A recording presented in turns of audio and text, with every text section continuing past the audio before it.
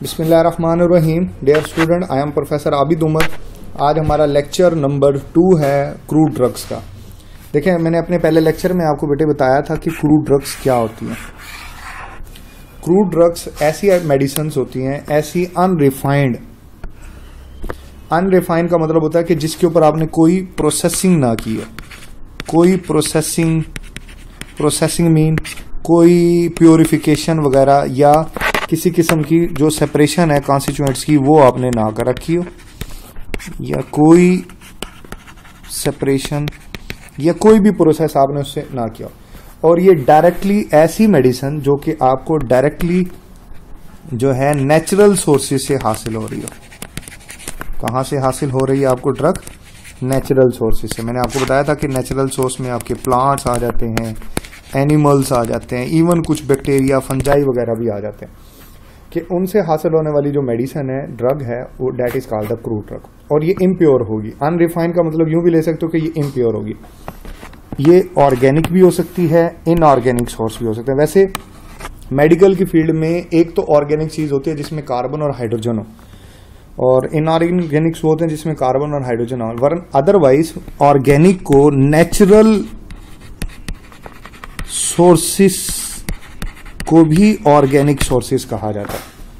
यहां पर यह मीनिंग लिया जाता है। इनऑर्गेनिक सोर्सेस जो है वो सिंथेटिक सोर्सेस हों कि आप तैयार कर रहे हैं, लेकिन अगर वो इम्प्योर हालत में बन रही है तो उसको आप क्रूड ड्रग कहोगे। इसका सोर्स प्लांट हो सकता है, नेचुरल सोर्स में एनिमल्स हो सकता है, बैक्टीरिया इसका सोर्स हो सकता है।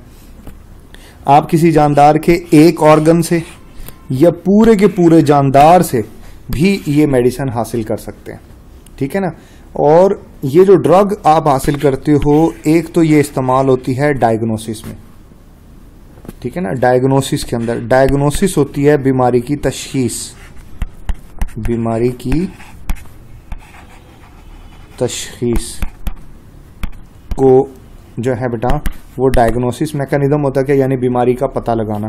फिर एक होती है क्योर और एक होती है ट्रीटमेंट। देखें, क्योर होती है कि जो डिजीज है ना, डिजीज वो 100% ठीक हो जाए, 100% जो है ना वो रिजॉल्व हो जाए, कि आपको खुदा ना खास्ता ये किसी को कोई मसला हुआ और वो 100% ठीक हो गया। जैसे कि आपने कोई एक्सीडेंट हुआ, सर्जरी की, हड्डी टूट गई थी, सर्जरी की और हड्डी दोबारा बिल्कुल वैसे ठीक हो गई, जुड़ गई, तो वो क्योर है। अच्छा, क्योर के लिए आपको ट्रीटमेंट करनी पड़ती है, कि आपको इलाज के एक प्रोसेस से गुजरना पड़ता है, जिसको आप ट्रीटमेंट बोलते हो।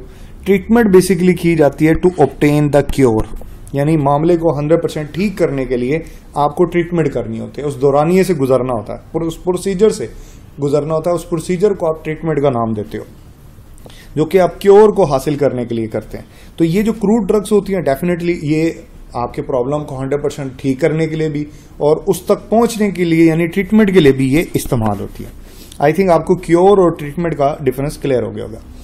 और द प्रिवेंशन ऑफ डिजीज, और इसलिए भी कि बीमारी आपके अंदर आए ना, इस मकसद के लिए भी इसका इस्तेमाल किया जाता है। मैं इसको थोड़ा सा आपको जो है ना वो एज अ होल बता देता हूं कि क्रूड ड्रग कोई भी ऐसी ड्रग जो कि आपको नेचुरल सोर्स से हासिल हो, उसका सोर्स प्लांट भी हो सकता है, ठीक है ना। मैं कलर चेंज कर देता हूं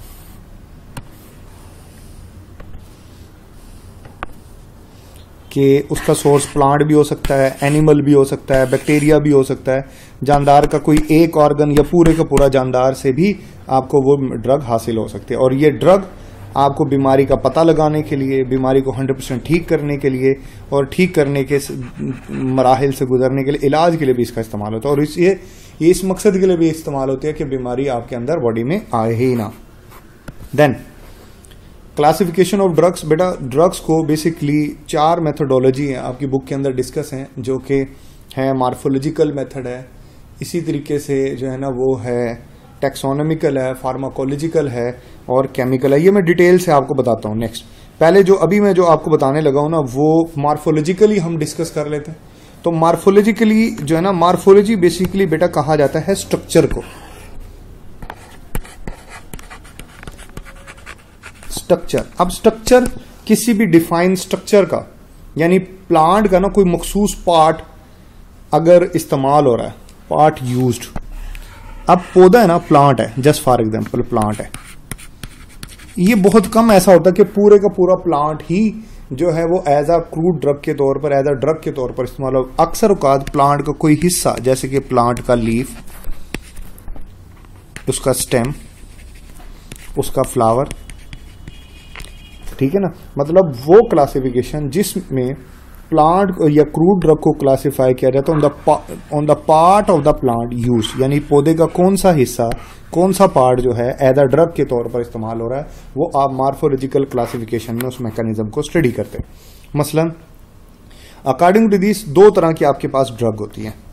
एक ड्रग आपके पास होती है ऑर्गेनाइज्ड ड्रग, ठीक है, एक ड्रग होती है ऑर्गेनाइज्ड ड्रग और एक होती है अनऑर्गेनाइज्ड ड्रग। ऑर्गेनाइज्ड ड्रग कौन सी होती है? देखिए, वो ड्रग जो कि आपको डायरेक्ट किसी पार्ट से हासिल हो रही हो, ठीक है ना, डायरेक्ट किसी पौधे के किसी हिस्से से आपको हासिल हो रही है। जैसे अभी मैंने बोला कि जैसे कि आपको प्लांट के लीव्स से हासिल हो रही है, स्टेम से हासिल हो रही है, इवन बार्क से कोई अगर ड्रग आपको मिल रही है, तो ये बकायदा पौधे के पार्ट्स हैं, प्लांट के पार्ट्स हैं। अगर आपको प्लांट के पार्ट से ड्रग हासिल हो रही है तो that drug is called organized drug, ठीक है ना।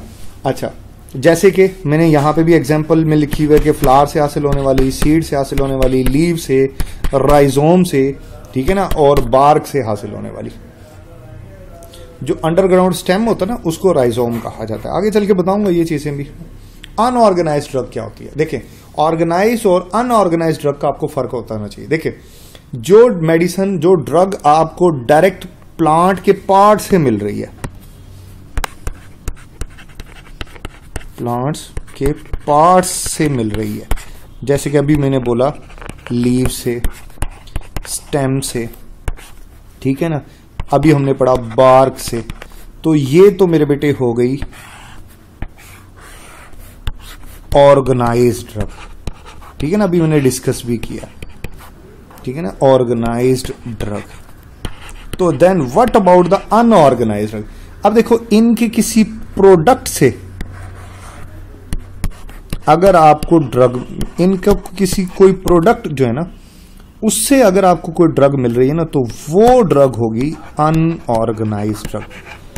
प्रोडक्ट यानी कि ये जो लीफ है ना, ये कोई चीज रिलीज कर रहा है, इससे कुछ चीज खारिज होती है, या स्टेम से कोई गम वगैरह निकलती है, या बार्क से कोई लिक्विड निकलता है, वो लिक्विड एज अ ड्रग के तौर पर इस्तेमाल हो रहा था, वो अनऑर्गेनाइज्ड है, क्योंकि वो कोई पार्ट तो नहीं है, वो तो उसका प्रोडक्ट है जो कि हमें मिला है। कि आपने उसको काटा, उसको उस पर खराश लगाई, देखे ना, ये लिखा हुआ इंसिजन का मतलब होता है आपने उसको काटा है, ठीक है ना, उसको चोट मारी है, आपने काटा है उसको, ठीक है, या उसको आपने खुश्क करके उसमें से निकाला है, कोई ऑयल वगैरह निकाला है, एक्सट्रैक्ट किया आपने उसमें से, कि ठीक है ना, कि आपने किसी सॉल्वेंट के अंदर, आपने फर्ज कर लें पत्ते लिए, उसको ग्राइंड किया, ग्राइंड करके आपने किसी सॉल्वेंट में डाला और उसमें से कोई लिक्विड कोई या कोई उसका कॉन्स्टिट्यूएंट आपने निकाल लिया और उसको आप एज अ ड्रग के तौर पर इस्तेमाल करें, तो वो अनऑर्गेनाइज्ड ड्रग है, ठीक है। ये सेलुलर भी हो सकता है, नॉन सेलुलर भी हो सकता है, जरूरी नहीं है, ठीक है ना। सॉरी, ये सेलुलर नहीं होगा, ये टोटली नॉन सेलुलर कंपोनेंट होते हैं, क्योंकि सेलुलर कंपोनेंट्स आ जाएंगे इसमें ऑर्गेनाइज्ड ड्रग में। ये ए सेलुलर कंपोनेंट होंगे, सेल पर मुश्तमिल नहीं होगी, बेसिकली ये सक्रीशन होगी, ठीक है ना। ये क्या होगी? This will be a secretion. मसलन इसमें एग्जांपल लिखी हुई है लेटेक्स की, ट्रैगाकंथ की, गम अकेशिया, ठीक है ना, गम अकेशिया यहां पे मैंने उसकी पिक भी लगाई हुई है। आगे चलेंगे, देखें मॉर्फोलॉजिकली जो ड्रग को क्लासिफाई किया जाता है उसमें जो ऑर्गेनाइज्ड ड्रग है, मतलब ये बड़ा इंपॉर्टेंट टेबल है, ये बहुत इंपॉर्टेंट है। आपको ये सारी एग्जांपल्स जो है ना बेटा वो याद करनी पड़ेंगी, इसमें कोई रॉकेट साइंस नहीं है, आपको एक एक करके सारी, क्योंकि ये एमसीक्यूज में भी आएगी, आपके शॉर्ट क्वेश्चन में भी आ सकती है, तो ये आपको थोड़ा टाइम लगा के याद करनी पड़ेगी। मसलन ऑर्गेनाइज्ड ड्रग में जैसे अभी मैंने बोला लीव्स, मतलब पौधे के पत्ते के तौर पर कौन सी ड्रग इस्तेमाल, जैसे डिजिटेलिस इस्तेमाल होती है, पुदीना, सेना इस्तेमाल होती है, स्क्विल इस्तेमाल होती है, हायोसाइमस, ये हायोसिन ड्रग आपने सुनी होगी, एब्डोमिनल पेन के लिए होती है, बेलाडोना, अट्रोपा बेलाडोना, ये जो है ना बड़ी मशहूर मेडिसिन है, इनके यूजेस और ये मेडिसिन आगे आ रही है, मैं डिटेल से आपको समझाऊंगा भी है। अभी आपने सिर्फ इनके नाम याद करने हैं। ठीक है। इसी तरह बार्क, जो छाल होती है ना, जैसे किक्कर की छाल, सिनकोना की छाल मलेरिया में इस्तेमाल होते हैं, सिनामन, कैस्कारा, ये आपने याद करनी है। इसी तरह फ्लावरिंग पार्ट्स हैं, क्लोव जो होती है और जो जाफरान सैफरॉन जो होती है, ये जो है ना, ये इनके फ्लावरिंग पार्ट्स इस्तेमाल होते हैं। फ्रूट्स में जो है ना बेटा, इसमें कार्डमम है, जैसे कि ये जो होती है ये इलायची, कैरावे होती है, फेनल, जीरा, ठीक है ना, ये सारी कैप्सिकम, ये सारी जो है ना बेटा, ये आपने इनके भी नाम आपने एज इट इज याद करने। सीड के तौर पर भी बिटर आलमंड है ना, बादाम, कार्डमम और नक्स वोमिका और स्ट्रूफेंथस, ये इनके सीड्स इस्तेमाल होते हैं इन मेडिसिन के। और रूट और राइजोम, ये मैंने बोला था ना, अंडरग्राउंड स्टेम को राइजोम कहा जाता है। जो जमीन के अंदर स्टेम अगर जमीन में चला जाए ना तो राइजोम बोलते हैं उसको। जिंजर, अदरक जो होता है ना, अदरक, वो राइजोम है। ग्लिसराइजा, मलठी, एपिकॉक का सिरप यूज होता है वोमिटिंग कराने के लिए। रोवल्फिया, रुबाब, ये जो है ना बेटा, ये पार्ट्स के हिसाब से सारी एग्जांपल्स आपने याद करनी है और साथ साथ लिखनी है, क्योंकि लिखने से आपको इनके स्पेलिंग याद होंगे, लिखने से आपको ये चीजें याद रहेंगी। ये बहुत जरूरी है, क्योंकि ये क्वेश्चन यहां से एमसीक्यूज, डेफिनेटली एमसीक्यूज यहां से आता है, ठीक है ना, कि एमसीक्यूज आ जाएगा कि डिजिटैलिसी से आ सकता है, या यूं आ सकता है कि which one of the following example drug use as a seed, मतलब सीड के तौर पर कौन सी ड्रग जो है ना वो इस्तेमाल होती है। फिर इसी तरीके से अनऑर्गेनाइज्ड ड्रग पर हम आ जाते हैं। अनऑर्गेनाइज्ड ड्रग पे ना जो है ना बेटा, देखिए अनऑर्गेनाइज में लेटेक्स सक्रीशन होती है, ये ओपियम आपने सुना होगा, ओपियम, ठीक है ना, पपेन। इसी तरह ड्राइड जूस जो है ना वो एलोवेरा, ये स्किन के लिए प्रोडक्ट है। गम अकेशिया, अकेशिया, ट्रैगाकन बड़ी मशहूर है, मेडिसिन में यूज होते हैं। रेजिन्स में एस्फोटिडा, बेंजोइन और टोलोबाल्सम। फिक्स्ड ऑयल में कैस्टर ऑयल वगैरह, आलमंड ऑयल वगैरह इस्तेमाल होते हैं। वैक्सिस में बीज वैक्स जो है ना वो इस्तेमाल होती है। एनिमल प्रोडक्ट्स में जेलेटिन आ जाती है, कूड लीवर ऑयल और कैंथराइड्स आ जाते हैं। इसी तरह मिनरल्स में कोलिन और टैल्क आ जाती है। तो बेटा इसमें समझने वाला काम कम है, प्रिपेयर करने वाला काम बहुत ज्यादा है। आपने इनकी प्रैक्टिस करनी है, ठीक है ना, कि कौन सी गम्स, कौन सी रेजिन के तौर पर ड्रग इस्तेमाल होती हैं। साथ साथ लिखने की प्रैक्टिस करनी है, इनको लिखना है, अपने हाथ से गुजारना है, इनके स्पेलिंग आपको याद होनी चाहिए, इनका सीक्वेंस आपको जो है ना, सीक्वेंस में ऊपर नीचे हो जाए तो खैर है, लेकिन स्पेलिंग और आपको ये पता होना चाहिए कि कौन सी मेडिसिन कौन से तौर पर इस्तेमाल होती है। ये सारा आपने तैयार करना है। आज का लेक्चर मेरा यहीं तक था। इंशाल्लाह इससे आगे जो है ना थर्ड लेक्चर में मैं बाकी बातें मजीद बताऊंगा। अपना बहुत सारा ख्याल रखिएगा। Thank you. Allah Hafiz.